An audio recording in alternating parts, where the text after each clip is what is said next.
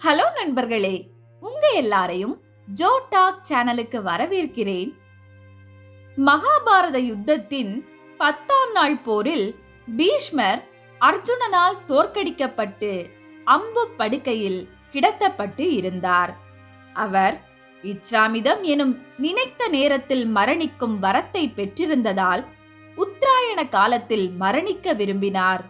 அதற்கு இன்னும் சில நாட்களே கழிய வேண்டி இருந்ததால் அந்த அம்பு படுக்கையில் கிடந்தபடியே தனது இறுதி சுவாசத்திற்கான நாளை எதிர்நோக்கி காத்திருந்தார் பீஷ்மர். அச்சமயம் பாண்டவர்களுள் மூத்தவரான தர்மர் சத்தியவாதியான பீஷ்மரிடமிருந்து அரசியல் தர்மம் குறித்தான போதனையை பெற விரும்பினார். ஆகவே அவர் தன் சகோதரர்கள் மற்றும் திரௌபதியை அழைத்துக் கொண்டு பீஷ்மர் இருந்த அம்பு படுக்கையின் அருகே சென்றார். அங்கே பீஷ்மரோ பல நூற்றுக்கணக்கான அம்புகளின் கூரிய பகுதியின் மேல் கிடத்தப்பட்டு தொங்கிக் கொண்டிருந்த அவரின் தலைக்கு தலையணையாகவும் அதே போன்ற அம்புகளை தாங்கி நிற்க, அர்ஜுனனின் அம்பினால் பிளக்கப்பட்டு பீரிட்டு பாய்ந்த கங்கை நீர் அவரின் தாகத்தை போக்கிக் கொண்டு இருந்தது. பீஷ்மருக்கா இந்த நிலைமை என வருத்தத்துடனும் அமைதியுடனும் அருகில் வந்த பாண்டவர்களின் வருகையை அறிந்ததும் பீஷ்மர் சற்றே தலை திருப்ப அவர்களும் பீஷ்மரை வணங்கி நின்றனர்.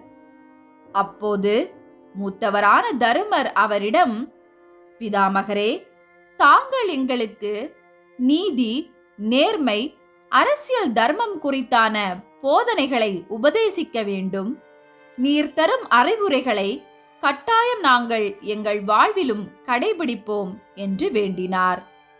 ஆனால் அதே வேளையிலே தருமரின் அந்த வேண்டுதலை கேட்டதும் அருகில் நின்ற திரௌபதியோ யூகிக்க இயலாதவளாய் பலமாய் வாய்விட்டு சிரித்தாள். அதை சற்றும் எதிர்பாராத தருமரும் மற்ற பாண்டவர்களும் அவளின் அந்த கேலி சிரிப்பை கண்டு கோபமுற்று, பெண்ணே, என்ன காரியம் செய்கிறாய்? தந்தைக்கு இணையான பிதாமகரை கண்டு நீ இப்படி சிரிப்பது தகாது என கூறி அவளை முறைத்தனர். ஆனால் அவளோ அது எதற்கும் அஞ்சாமல் தருமரை பார்த்து, மன்னரே, யாரிடம் அரசியல் தர்மம் குறித்தான போதனையை கேட்கிறீர்? பிதாமகரிடமிருந்தா? அன்று மூத்தோர் பலர் நிறைந்திருந்த சபை ஒன்றில் துரியோதனன் என்னை எள்ளி நகையாட, துச்சாதனன் என் ஆடையை உரிய என அனைவர் முன்னிலும் பெண்ணாகிய நான் இழிவுபடுத்தப்பட்ட போது தர்மகர்த்தாவான இந்த பீஷ்மரும் அந்த சபையில் அமர்ந்து கொண்டு வேடிக்கைதானே பார்த்து கொண்டிருந்தார். இன்றைக்கு நீர் போதிக்க கேட்கும் இந்த பீஷ்மர் அன்றைக்கு துரியனின் அந்த இழி செயலை எதிர்த்து அவனிடம், துரியோதனா, நீ செய்வது தவறு, இச்செயலை நிறுத்து என பிதாமகரான இந்த பீஷ்மர் ஒரு வார்த்தையாவது பேசினாரா? அப்படிப்பட்டவரிடமிருந்தா நீர் அரசியல் தர்மம் குறித்து அறிவுரை கேட்கிறீர்? அன்று மட்டும் நான் கூவி அழைத்த கருணைமிகு கிருஷ்ண பரமாத்மா எனக்கு முடிவற்ற ஆடையை தந்து காப்பாற்றி இருக்காவிட்டால் என் கதி என்னவாயிருக்கும் என என் கணவரே நீர் சிந்திக்கவில்லையா என மீண்டும் எள்ளி நகைத்தாள் திரௌபதி. அவளின் அப்பேச்சிற்கு பாண்டவர்கள் உட்பட கூடி நின்ற அனைவரும் அப்போது என்ன பதிலுரைப்பது என்று தெரியாமல் மௌனம் காத்தனர். அதே வேளையில் பீஷ்மரோ அவளின் அந்த உள்ளம் குமுறிய வார்த்தைகளை கேட்டு சற்றும் கோபமுறாமல் அவளிடம், திரௌபதியே, உன் கேள்வியும் உன் சிரிப்பும் உண்மையில் நியாயமானதே.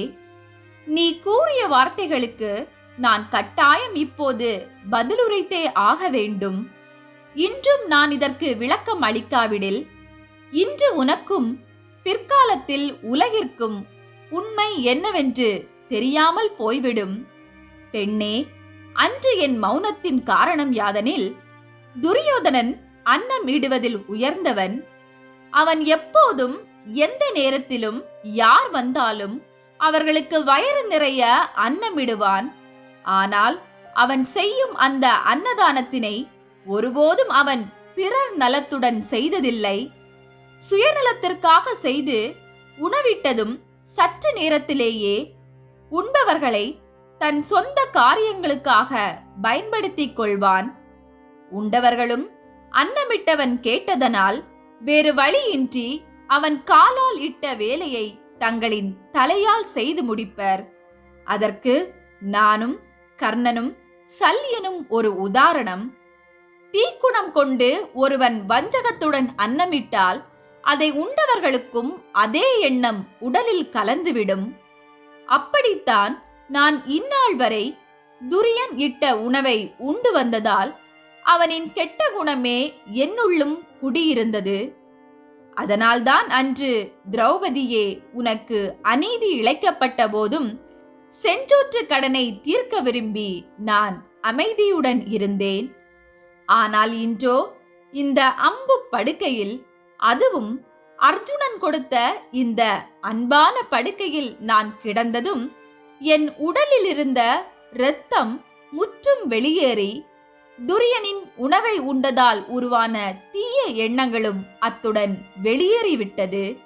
இப்போது இந்த நிமிடம் என் உடலில் பாய்வது எதுவென்றால், அது நான் அருந்தும் அர்ஜுனன் செலுத்திய அம்பினால் பீரிட்டு பாயும் என் அன்னை கங்கையின் நீரே. ஆகவே என் உடலும் உள்ளமும் தற்சமயம் தூய்மையான ஆன்மாவை கொண்டிருக்கிறது. ஆகவே நான் அரசியல் தர்மம் குறித்து பாண்டவர்களுக்கு போதிக்க தகுதி உள்ளவனே என கூறி திரௌபதியின் சந்தேகங்களுக்கு முற்றுப்புள்ளி வைத்து தன் உபதேசத்தை செய்ய ஆரம்பித்தார் பீஷ்மர். திரௌபதியும் அப்போதே பிதாமகர் பீஷ்மர் ஏன் அன்று துரியனின் செயலுக்கு அமைதி காத்தார் என்பதன் காரணமும் அறிந்தாள். அதனால்தான் அன்னமிடுபவர்கள் தூய்மையான உள்ளத்துடன் அன்னமிட வேண்டும். இதன் காரணமாகவே முற்காலத்தில் முனிவர்களும் ரிஷிகளும் ஞானிகளும் பிறரிடமிருந்து யாசகமாகவோ தானமாகவோ பெறப்பட்ட உணவை முதலில் இறைவனுக்கு படைத்து அதன் பின்னரே தானும் உண்டனர். ஆகவே நாமும் அன்னமிட்டால் உயர்ந்த குணத்துடன் அன்னமிடுவோம். அன்னம் உண்டால் இறைவனுக்கு மனதால் அதை படைத்த பின் உண்போம்.